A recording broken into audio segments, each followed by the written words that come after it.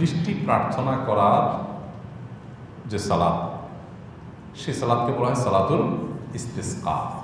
এই সালাতুল ইস্তিসকা আমাদের প্রিয় নবী সাল্লাল্লাহু আলাইহি ওয়াসাল্লামের সুন্নাহ, তিনি এই সালাত আদায় করেছেন। অতএব বৃষ্টি প্রার্থনার নামাজ আমরা আদায় করব, পড়ব, বৃষ্টি আসুক অথবা না আসুক। আমরা আল্লাহর কাছে দোয়া করব, আল্লাহ আমার দোয়া বাহ্যিক দৃষ্টিতে কবুল করুন অথবা না করুন। কেন? একটা জিনিস চেয়ে যদি নাই পাই তাহলে চাইবো কেন?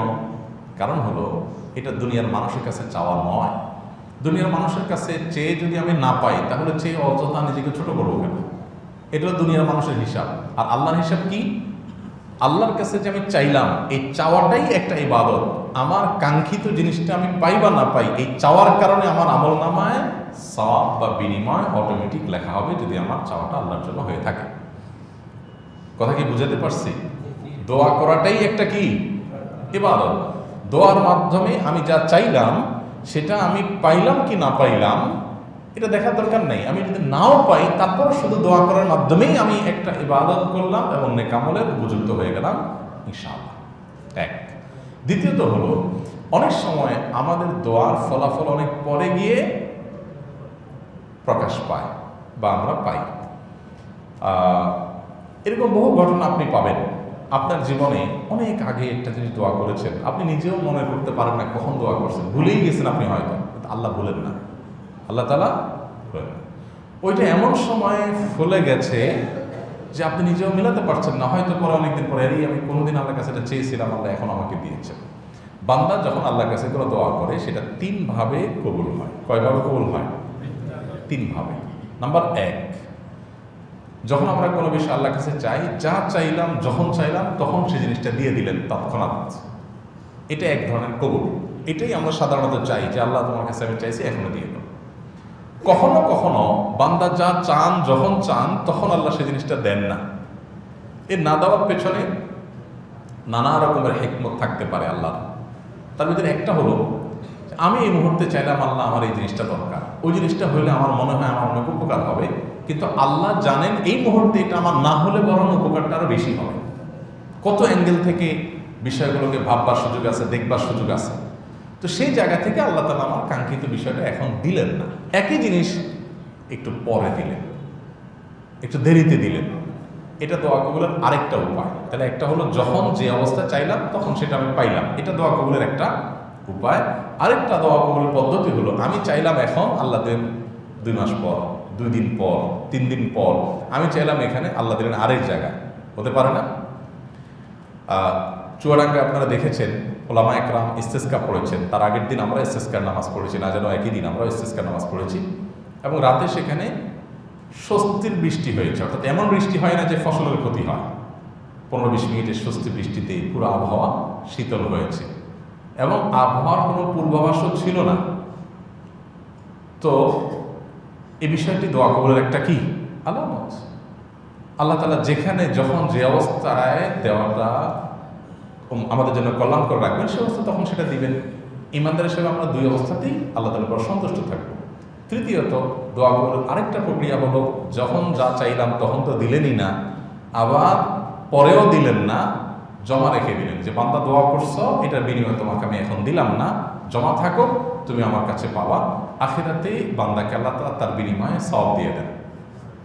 এই তৃতীয় প্রকার বিনিময় দেখে কিয়ামতের ময়দানে বহু মানুষ আল্লাহর কাছে বলবে যে আল্লাহ, দুনিয়াতে আমার কোনো দোয়া পূরণ না হয়ে যদি এখানে আখিরাতে পাইতাম কতই না ভালো হতো। কারণ দুনিয়াতে আমার যে প্রয়োজন পূরণ হবে সেটা তো সীমিত সময়ের জন্য, খুব ক্ষুদ্র প্রয়োজন পূরণ, আর এখানে তো এটা আমার অন্তঃসংখ্যার জন্য কাজে আসছে, তখন মানুষ আক্ষেপ করবে অনেকে।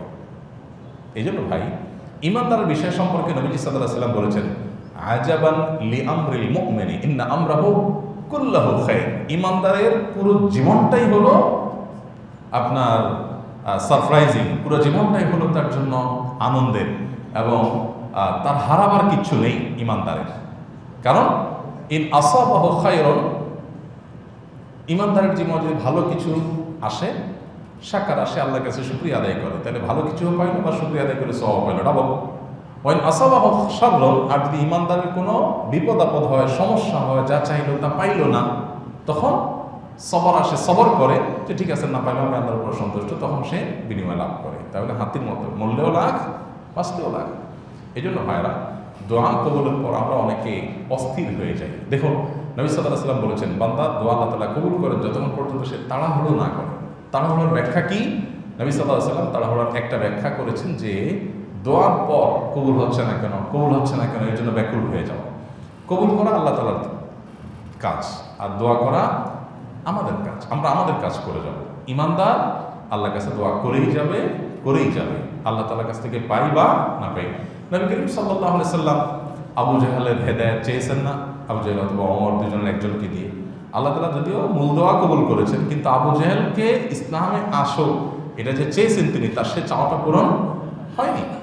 তো আল্লাহর প্রিয় বান্দাদের, আল্লাহ নেককার বান্দাদের আল্লাহ তাআলা অনেক চাওয়া বিলম্বে পূরণ করেছেন, অনেক চাওয়া পূরণ করেননি। যদিও নবী রাসূলের দোয়া সাধারণত আল্লাহ তাআলা ফিরিয়ে দেন না। তো যাই হোক, এই জন্য ইস্তিসকার নামাজ আমরা পড়বো, পড়ে আমরা সওয়াব লাভ করব, বৃষ্টি পাই বা না পাই। আর যারা সমালোচনা করবে ওরা বৃষ্টিও পাইল না, সওয়াবও পাইল না, বৃষ্টিও পাইল না, সওয়াবও পাইল না। ইমানদার একদিকে আল্লাহর কাছে দোয়া করবে, আরেকদিকে দাওয়াই নিয়ে এসে দৌড়াবে। আমরা আলহামদুলিল্লাহ একদিক থেকে আল্লাহর কাছে বৃষ্টি প্রার্থনার জন্য, সালাতুল ইস্তিসকার জন্য বেরিয়ে পড়ি, আরেক হাতে আমাদের বৃক্ষরোপণের জন্য গাছের চারা আমাদের হাতে থাকে। আমাদের একই হাতে একসময় আল্লাহর কাছে দোয়া করি, আবার সে হাত দিয়ে আমরা গাছ লাগাই। এইভাবে নানাবিধ কর্মকাণ্ডের মাধ্যমে সমাজের মানুষের উপকার আমরা করার চেষ্টা করব। এই শিক্ষা ইসলাম আমাদেরকে দিয়েছে। আল্লাহ তাআলা আমাদেরকে বোঝার তৌফিক দান করুন। আমি শুনেছি যখনই মানুষ শিরকে লিপ্ত হয় তখনই আল্লাহর আযাব আসে। তাহলে দুবাইতে অতিবৃষ্টি, বন্যা হয় কি আযাবেরই লক্ষণ? আচ্ছা, আগের প্রশ্নে একটা সম্পর্ক রয়ে গেছে, সেটা হলো যে আল্লাহকে নারাজ হয়ে গেছে কিনা আমাদের উপরে। তো এখানে একটু বলতে হয়, অবশ্যই ইমানদার দোয়া কবুলের তিনটা সম্ভাবনার কথা যেমন মাথায় রাখবে, ঠিক এটাও মাথায় রাখা উচিত যে হয়তোবা কোনো কারণে আল্লাহ তাআলা আমার উপর অসন্তুষ্ট, যদি আমার দোয়া কবুল করেননি তৎক্ষণাৎ। তো সেজন্য আমি নিজেকে সংশোধন করার চেষ্টা করব, আত্মপর্যালোচনা করব, আত্মশাসন করব, নিজের প্রতি ফোকাস দেব যে আমার ত্রুটির জায়গাগুলো কোথায়। অবশ্যই আমরা সেই দৃষ্টিকোণ থেকে দেখব যে আমাদের কোনো গুনাহের কারণে হয়তো আল্লাহ তাআলা আমাদের দোয়াটা কবুল করছেন না, বিলম্ব করছেন। যদিও বিলম্বের মধ্যে কল্যাণ থাকতে পারে, কিন্তু আমি আমার সমস্যার জায়গাটা অবশ্যই নজর দেওয়ার চেষ্টা করব। এটাই তো ইসলামের সৌন্দর্য। আল্লাহ তাআলা আমাদের সবাইকে আত্মশুদ্ধি লাভ করার তৌফিক দান।